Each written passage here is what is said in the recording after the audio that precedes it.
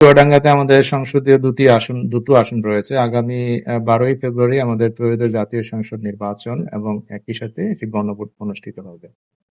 গণভোটের বিষয়ে আমরা আমাদের পক্ষ থেকে তথ্য দপ্তরের অফিস এবং আপনার সংস্কৃতি বিষয়ক অফিস এবং আমাদের কৃষি অফিস এবং মহিলা বিষয়ক অফিস, সমাজসেবা অফিসের নানা উদ্যোগ চলতেছে, উঠান বৈঠক সহ নানা ক্যাম্পেইন চলতেছে প্রতিদিন মানুষকে গণভোটে উদ্বুদ্ধ করা যাবে, যাতে তারা তাদের পছন্দ এখানে প্রয়োগ করে এবং গণভোট দেয়। দ্বিতীয়টি যেটি আমাদের জাতীয় সংসদ নির্বাচন, দুটি আসনে আপনি জানেন 3 করে 6 জন মোট প্রার্থী রয়েছে এবং তারা মাঠে নির্বিঘ্নে তারা তাদের প্রচারণা চালিয়ে যাচ্ছেন।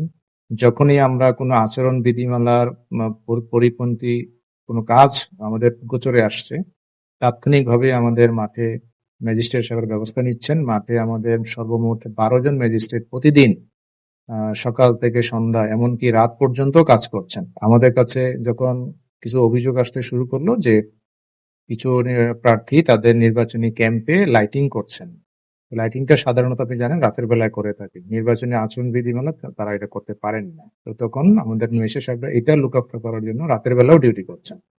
প্রতিদিনই আমাদের এই 12 জন ম্যাজিস্ট্রেট যাচ্ছেন এবং নির্বাচনকে সামনে রেখে আমরা আগামী 7 অথবা 8 তারিখ আমরা আরো ম্যাজিস্ট্রেট পাবো।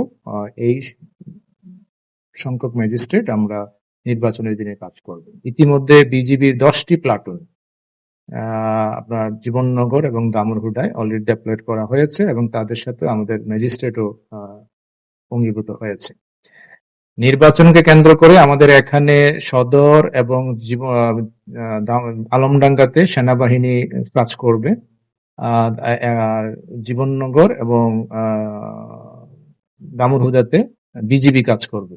আর ওভারঅল আমাদের এখানে র্যাব 7 তারিখে চলে আসবে, তার 2টা টিম নিয়ে, 2 আসনে 2টি টিম তারা কাজ করবে। আর আনসার আসবে, আমাদের টিম আসবে, ব্যাটালিয়ন আনসার, তাদের সাথে আমরা ম্যাজিস্ট্রেট দিয়ে রাখবো যাতে নিরাপত্তার কোনো দিক দিয়ে কারো কোনো সমস্যা না হয়।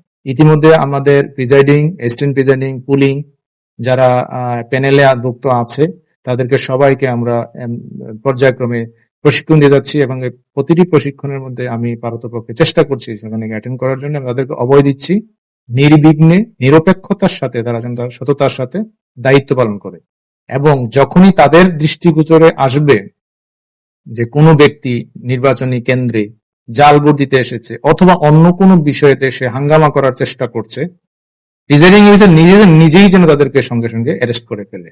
সেইভাবে আমরা প্রিজাইডিং অফিসারদেরকে নির্দেশনা দেওয়া আছে। আর আমাদের মেশে সাহেবদেরকে ইতিমধ্যে পোস্ট আপ করা আছে, তারাও কঠোরভাবে মাঠে থাকবে।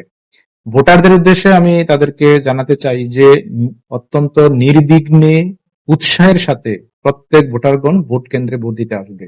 নির্বাচনকে কেন্দ্র করে কোনো ধরনের অনিয়ম, কোনো বিশৃঙ্খলা কোনোভাবে আমরা মেনে নেব না, আমরা তাৎক্ষণিক অ্যাকশনে যাব এবং আমাদের মেশে সাহেবরা প্রমিসেস তারা এই সঠিকভাবে দায়িত্ব পালন করছে, কোনো ধরনের পক্ষপাতিত্বের কোনো ইস্যু নাই। যখনই আমাদের সামনে কোনো অনিয়ম আসছে সাথে সাথে আমরা সেটা অ্যাকশনে যাচ্ছি।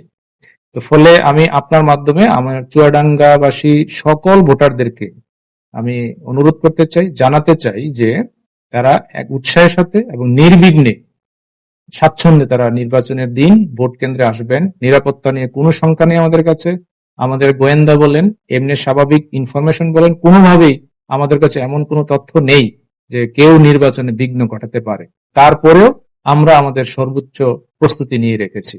আমরা আশা করছি অত্যন্ত শান্তিপূর্ণ পরিবেশে নির্বাচন হবে। তবে উল্লেখ্য যে যদি কোনো মিসক্রিয়েন্ট, কোনো ধরনের কোনো নাশকতা, কোনো বিশৃঙ্খলা, কোনো জাল ভোট দেওয়া বা কোনোভাবে নির্বাচনের দিন কোনো বিঘ্ন ঘটানোর বিন্দুমাত্র চেষ্টা করে, আমরা তাৎক্ষণিকভাবে তাদের বিরুদ্ধে কঠোর আইনানুগ ব্যবস্থা গ্রহণ করব।